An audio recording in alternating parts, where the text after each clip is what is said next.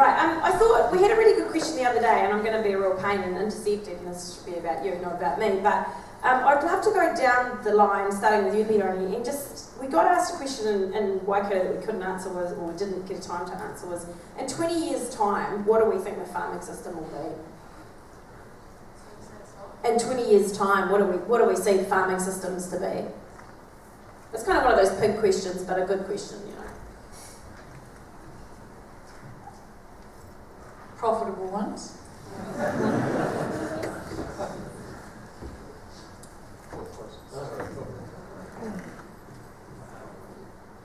Enjoyable ones. Do you want more than one word? No, this is great. We'll get through about 50 questions if everyone only does one word. Well, they took the two best words. Like I had the privilege of reviewing Mac Meekin's book, Grass to Milk, 1960 treatise on how to farm profitably in a pasture way, with Jock Macmillan a few years ago.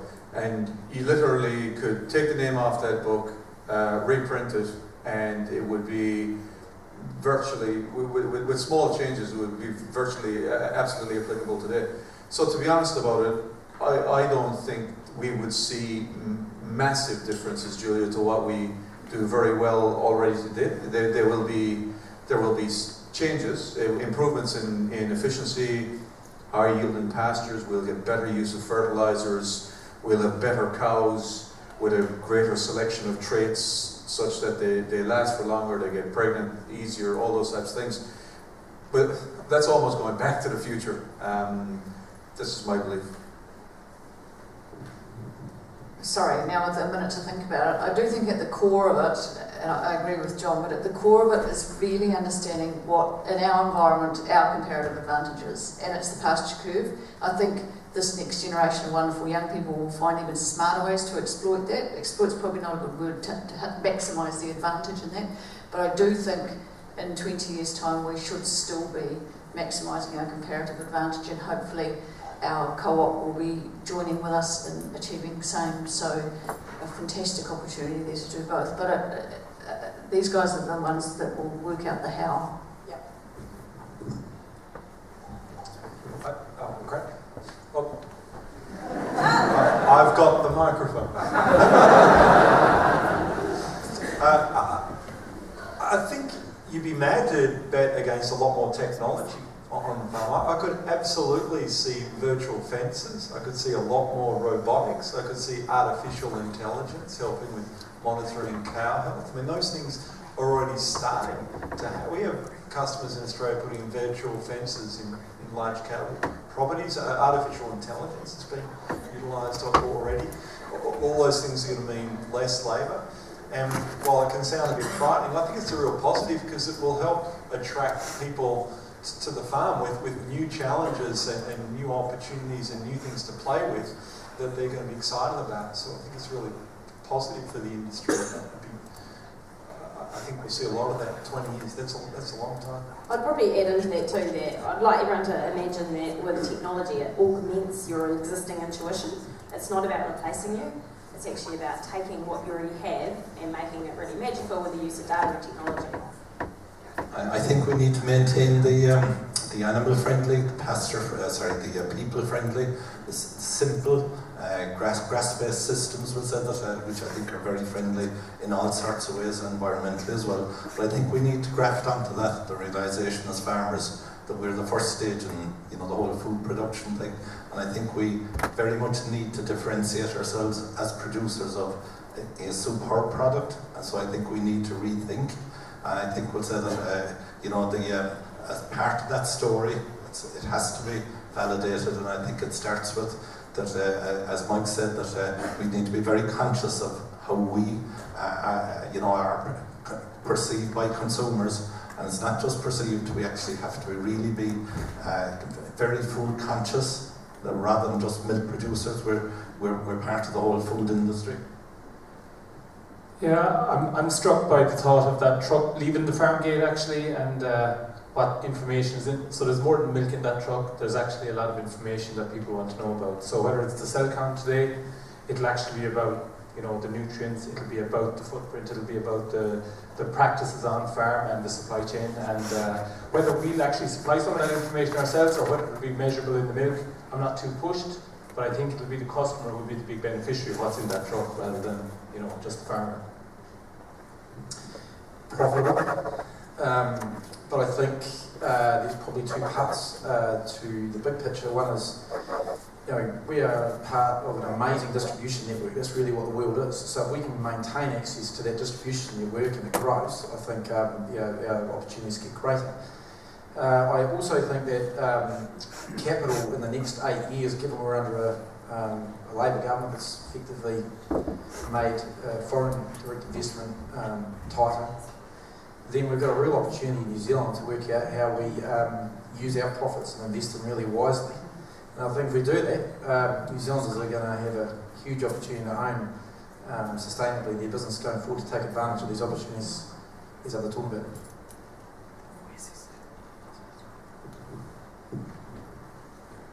I think pasture-based is still going to be there, but I would say that the future in 20 years' time is going to be about being the most connected and informed in a more general sense, and that's informed from a farming system perspective, all the things we're talking about today, and particularly as we're talking about the end, informed from a market perspective. That information is going to be either the make or break, in my mind, of the future of farming. I think it's important to be thinking out 20 years as well. I know you're probably sitting there going, who gives a shit? The next GET is like in 2 weeks and that's how we roll. But I think we've probably got to get our mindsets way further than that. You know, if you look at the Māori culture, you look at the Chinese, you know, that they do 100-year plans, 500-year plans, and yet that might sound crazy, but the whole idea is how are we going to protect and provide in future generations, and I think 20 years isn't unreasonable, and if you were sitting there doing a planning session as a business, then just do it. You know, nobody's going to come and hunt you down if you don't achieve it, but start thinking about the future. Now, have we got any questions from the audience that are burning? Yeah, oh, are you comfortable to yell, and then Robbie, can you repeat if we can't quite hear it? I'm not suggesting that Fonterra is badly advertising the milk that we are selling, but our advert that was shown on the screen a little while back massively promotes a pasture-based system. Do you think it's actually reflective truly of New Zealand when you drive around and there is still so many other inputs going into the farms? And also, as a sub-question, do you know the percentage of farms within New Zealand which are fully grass-based?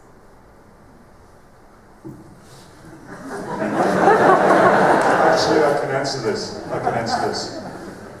In order to do the trusted goodness and marketing that we do particularly in the US, we actually have to know this answer.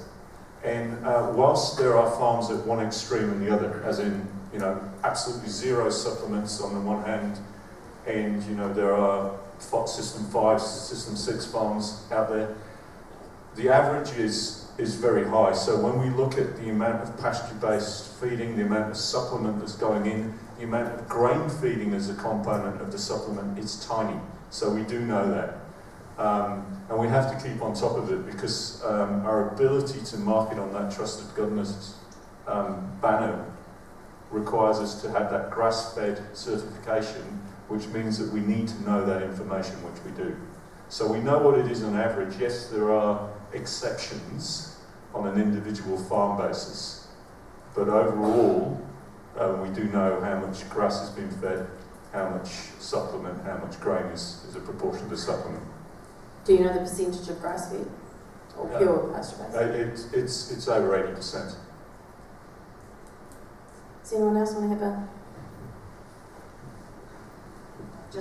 We asked that question, and I remember having significant debates in in committee on that, because it's really relevant that if we make these claims, we're calling it trusted goodness, that they have to be accurate, because otherwise we could have a negative effect on Fonterra by being found out, as you rightly raised. And we looked at what claim we could make, and if we're careful to call it forage-based, and the point was made too that it's actually happy cows and free-range cows that at this stage we've discovered resonates more with consumers than grass-based or grass-fed.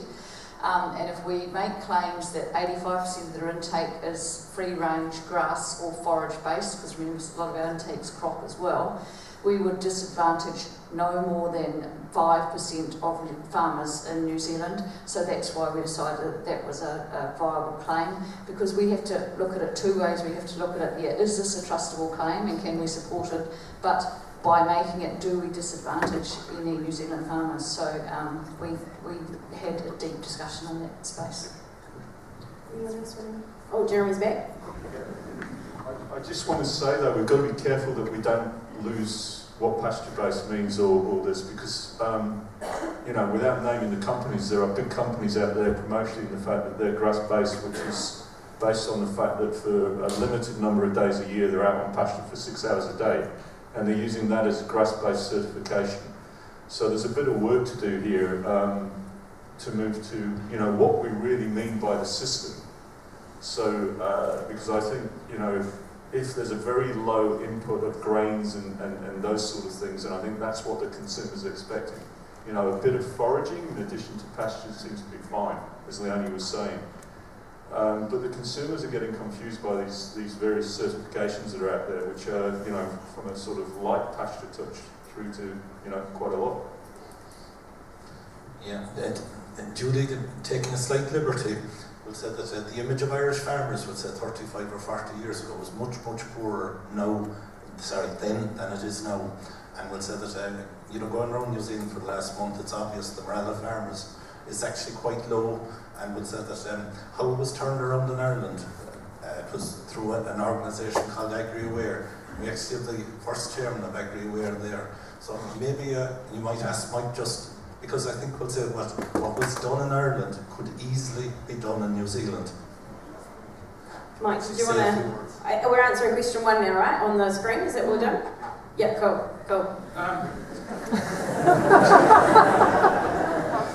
AgriAware, a few years ago, we were suffering badly. A little bit like we're tending towards what you guys have been going through of late. And we got the entire industry to come together. The co-ops who buy the milk, our version of Federated Farmers, right through to 6 or 7 different organisations. Mike and myself were on the directors of the Farmers Journal at the time. Farmers Journal got involved, in other words, dairy exporter. So effectively the entire industry came into one place, and we funded a body that was to promote agriculture from school kids up. Mobile farms, open farms, brought kids to the farms, went around to schools, and a campaign of continuously promoting the benefit of agriculture, how good it was, how important to the economy. We commissioned studies, independent studies, to show the benefit of agriculture to the national economy. And it's very, very significant in our case, very, very significant. 246,000 people in Ireland directly associated with agriculture on a country with 5 million people. So we just did what was logical to do, as I see it. And I think it has worked, and we appear to be in a better place than what you guys are going through. So I suggest you all come together as, you know, because the fight is important, but equally you need people that will stand up and say, look, we'll go out there and we'll be positive rather than just go into your shell and be negative. Thank you so much for that. You got anything more to add? No, I think was having a number of people who were media savvy, that was part of it, who were regularly, if you like, going out battling for farmers, would say that, and the naysayers would say that were combated by people who had a very, you know, media savvy, very well informed in farming, and the naysayers actually, after a while, they crept back into their holes. I think it's important to remember how the human brain works. So if we have a piece of information at the beginning and we kind of a piece of information at the end, we'll make all the stuff up in the middle. And so what happens when you go quiet is those naysayers just start making the middle piece up. So it's really important that, I think it's something like you need 12 positive messages to counter one negative. So keep talking to each other, keep talking to the media in the right way. Keep using your social media channels to actually promote and do stick together, because you aren't actually the only industry that's having the crap beaten out of them. Like, I know it feels like it is, but we heard it before, that it's just because you're in it, so you feel it and you see it. You buy a white car and you just see a heap of white cars, same thing. So it's because you're in here, you're feeling it and hearing it. So it's important that you stick together and keep the communication going. As Mike said, do not go into a shell and don't go underground, because people will start to make information up on your behalf. And you're better than that. You deserve better than that. And you've got a hell of a lot to celebrate. You produce beautiful, nutritious food for the world. So, hey, can we go to question 2? Just because I think that's quite an important one, because I imagine that there could be some people that we can convert in the audience. But it's really important that we help people understand how do we shift them if they want to shift, or how do they shift themselves. So, Leonie, do you want to start? That's actually a really serious and relevant question, that one. So sometimes you have to sell stuff, number one. But it is possible to change, and one thing that really inspires me in the dairy industry is the amount of sharing. And we heard a wonderful story from both our young people. We also had Robbie Ferris in the North Island, and they weren't over indebted, but what he described in the North Island was coming from a commerce degree in university, and then joining with the parents' farm, and then looking at their system and looking at, as they were creeping into palm kernel feeding in the summer and trying to find ways through droughts via supplementary feed, standing back, going somewhere else and looking at a completely different system. And he went and got inspired by a total grass farming system elsewhere in the country, came back and turned the whole farm system around. So you can turn a system on its head, but you probably need the support of being able to actually see how it works in someone else's business that gives you the confidence that it's safe to try. And that's exactly what I was doing with Irish farmers, getting them alongside ones that were getting the cows out of the sheds and doing things differently, but they had to physically see it and then move to physically seeing the numbers to trust that it's actually safe to make the change. And what a fantastic strength we have in the New Zealand dairy industry, that anybody that is successful will be really happy to open their doors to you if you want to go along and ask. So just go and see and make the change. I'd just like to echo what Leonie said. For me, when things get tough, etc., and I'm a pretty average farmer, but I know lots of real good farms, and so I just go copy what they do. And you want to change. You have to want to change for a start. There's no point worrying about the guy that doesn't want to change and just loves being busy all the time and doesn't want to get off farm, etc. But the whole part of being part of the dairy industry and the advantage we've got over other industries is that transparency, and that's why I love being part of it and always wanted to be part of it. And so I guess make sure that we leverage off that, and there's heaps of better farmers than me around, so copy what they do. Just agree completely with what both the previous guys have said. I can probably add something into this. Many of you will know about my history of farming in North America, or not farming in North America. But and the end of the story isn't actually good in that we put a business into voluntary receivership, and the voluntary, I trust me, is in inverted commas. But what I did learn was, just like Will said, you have to want to change. We had to sell a third of our cows before we actually started paying our bills. We had to drop stocking rate by a third, and then we were able to pay all of our bills and interest. I mean, the balance sheet was the issue with the voluntary receivership, but the actual business functioned once we actually destocked and took all of the costs that were associated with those animals out of it. I'm not suggesting that's the answer. What I'm saying is exactly what Will said. Step back, have a look at the business, talk with people that are actually very successful in the business, and get their ideas and see how you can change it. I was just going to say that I've heard a lot of discussion this last week in these sections and other meetings I've heard about alternative uses of land, and I just wanted to say that my thought that just because what you're doing here is tough at the moment doesn't Samley mean that another use of the land is the answer to that? I think there's a lot of land in New Zealand that the dairy is absolutely the right use for. And the current situation of business might be making that tough, but it doesn't mean that diversification or something new to use that land is necessarily the answer. And there seems to be a lot of that reaching for that at the moment. So I think just care needs to be given in that regard. Yeah, the All Blacks may have lost their last match, but they're still number one in the world. In terms of, it said that your farmers, your best team, will say there's still the equivalent to the All Blacks, the best in the world. And will say, you heard a few of them there today, will say there's an immense willingness to share. So I would suggest, pull a few people together who want to change their systems and ask for help, will say, from some of these absolutely world-class producers. And in my experience, will say, help will readily be forthcoming. And within 2 or 3 days of actually talking to a few people like that, there will be a clarity about exactly what you need to do. Oh, Mark, give us the banker's view. I think people inadvertently sometimes get themselves into this position. So people don't set out to be in a tough position. Sometimes things go wrong. They don't have the management skills, maybe to manage it. Pain and crises sometimes necessitate change. So I think, when people are at that point, what's been mentioned is, the toughest part is accepting change. I think, in the banking sense, when you go and see people, sometimes the biggest challenge is we or others, maybe others, say you can see all the answers, but actually until you get people to accept change, they won't go with you. Once they accept change, I think it's exponential. They change quite quickly. I think the other, so if you look at the business we deal with, they're largely family businesses. So their capital base is really their own, or the banks. So, you've got to ask yourself, are they going to restore that capital piece by profit? Are they going to bring capital in, or do they sell? Most family businesses do not want to bring capital in. They're not set up for it. They want the control piece. They're not going to be aligned in many cases to a lot of the things that are going to change. So you have to think very carefully when you expand as to what those capital options are.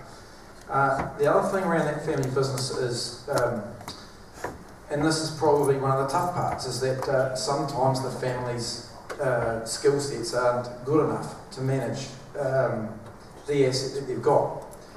So that's probably another deeply tricky piece to manage, because there's, as we said, as it gets up in scale, it gets up in complexity, it definitely takes a very good set of business skills.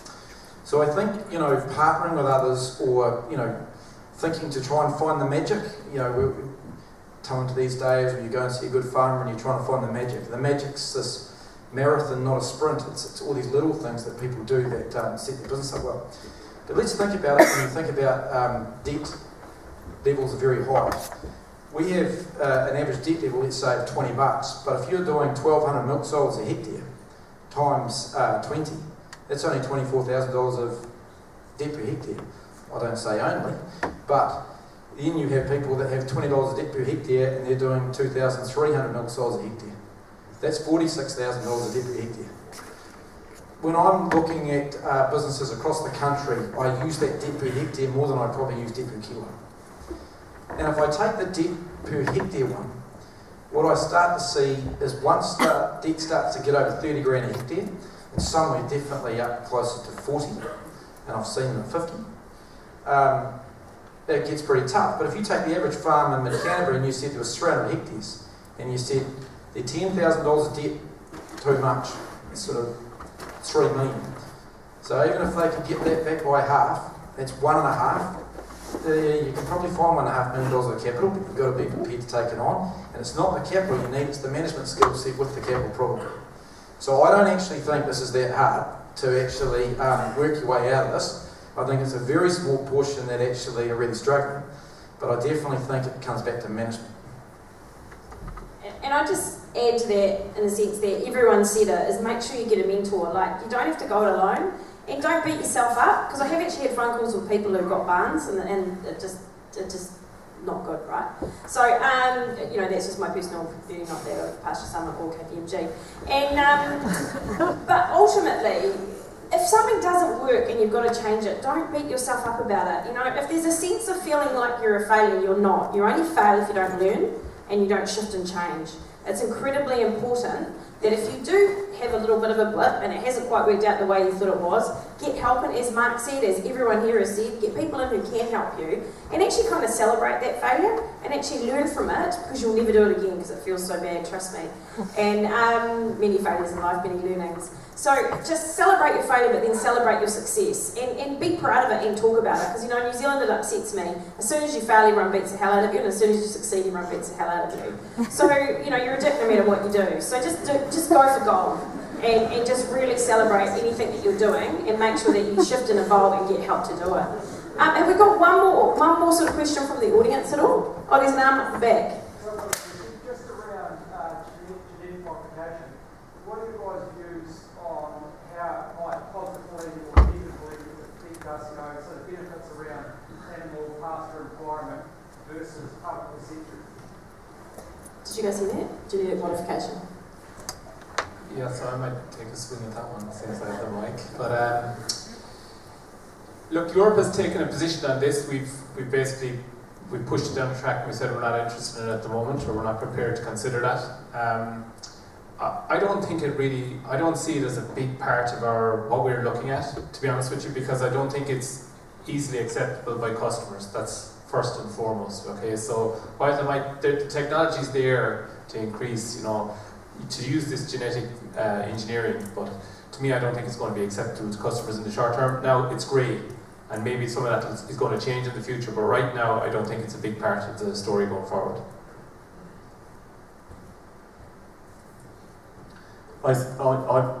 It can be, particularly with advances that have occurred in the last 10 years, it's become far more powerful and much faster and a hell of a lot cheaper to do things.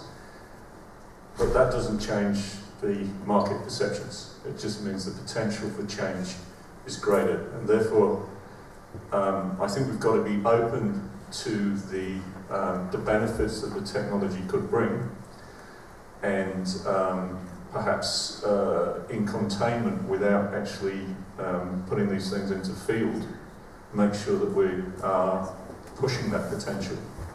But ultimately, we've got to be market-led. Going back to that point, we have to be connected with what consumers want. I think right now there's clear evidence that the higher end of the market in most countries of the world is shifting away from GM. So I don't think it fits that well at the moment. But if I was a producer in New Zealand, I'd want to see some evidence that leads to what would be the benefits of it. What are the tests showing? What are the trials showing about increased productivity of it? So at least I can make the decision. I'm trading off these potential productivity gains because I see the market value there. Because without that, it's very hard to make a sensible decision. I'm not sure I really add anything to that. There are significant advantages in terms of productivity, environmental, biosecurity to the type of technology, but we are an export economy, and so we have to understand what that consumer wants, and I don't think we understand that well enough. That's a personal view. It's not an area of social research that I've undertaken. 20 years ago, people were worried about frog genes, what it was going to do to them, frankenfoods, all that kind of stuff. I think you've seen 2 generations grow through those fears and see nobody walking around saying ribbit. So I think we need to reassess that. I think it's a really good time to have those conversations. As Brendan said, Europe has made a decision. What we're hearing is there's certainly fairly large groups within Europe, large member states that are pushing back on that decision. So, but that is our benchmark. I mean, if Europe make a decision to allow aspects of genetic modification as standard, then I think you will see the opportunity for us to stop worrying about the process and assessing each product on its merits, as Tim has suggested. So it's just my view. The only thing, I'm not close enough to know, but the only thing I could say is that, you know, it has to be consumer driven. If you go to GE and no one wants to buy it because it's got GE in it, then we're up the creek really. But on the flip side, and that's probably what I used to think, but on the flip side, imagine how great it would be if we could grow more grass and create more milk and stop palm, so that there's that flip side on from the consumer as well. So to answer your question, Nick, I've got no idea.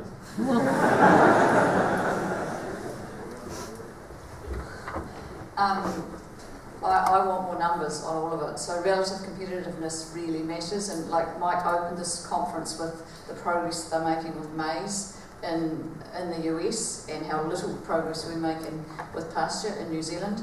And I quoted Eddie Glass at the last conference. I still remember him saying to me, Leone Fonterra does not have a mandate to do anything that disimproves the comparative advantage of the New Zealand dairy farmer. So I have that voice in my head that I'm thinking, yeah, it's easy to say, look, let's not go there in terms of GM or GE because the consumers won't want it. We have to be both consumer-led, but consumers can be fickle too. That fashion might be gone. How many consumers can explain to us what GM is or what genetic engineering is? They're different things. So I've got lots of questions. I'd like to know the real cost and real benefit of not going there from a consumer value perspective. But we need to understand the potential benefit of going there for New Zealand farmers, especially if some of our competitors do use GM and GE technology down the line, and we just become relatively less competitive. So I want numbers to answer that question. It's a very good question. Julie, I think you're probably just about to wrap up the conference, so if I might take a slight liberty. One, to congratulate the New Zealand side of the Pasture Summit on a fantastic workshop. Absolutely a great effort. But could I just invite people who said that we hope to see a fairly strong Kiwi presence, and it's probably going to be June 2020. One is always careful that if you wish for something and you actually get it. So I may come to regret this, but we're thinking actually of laying on sort of a package. We'll say that obviously Pasture Summit, hopefully access to research, access to some good farms, plus we'll say some very good sites, we'll say, so that we would hope to see at least a couple of busloads of Kiwis there, we'll say that, and above all in Ireland you tend to have a bloody good time. We can't refuse that sort of invite. We've got a couple of Tasmanians in the room too, and I reckon if we've got the Kiwis, Tasmanians and Irish together, it'd be a hell of a party. I'll certainly be there, invited or not really. I'm a good stalker, I'll find you. It's been an incredible day. I'm going to get Colin Glass to come up and wrap up, but I first want to thank everyone in the audience. Thank you for investing in yourself. I know that it's a day out of your business. It's a cost to come, but it's actually not a cost, it's a fantastic investment in your future. And I know that it sometimes takes a lot to do these things, so I really, really appreciate that you took the time to come. Thanks for occasionally laughing at my jokes that are pretty bad. People in Waikato didn't really laugh because they know me too well and they've heard it all before. Huge thank you to the speakers. You know, when you come to an event and you speak, it actually takes a hell of a lot of preparation beforehand because you really want to do your very best, and all of these people have absolutely done that. So thank you so much, and if we can just have a big thank you.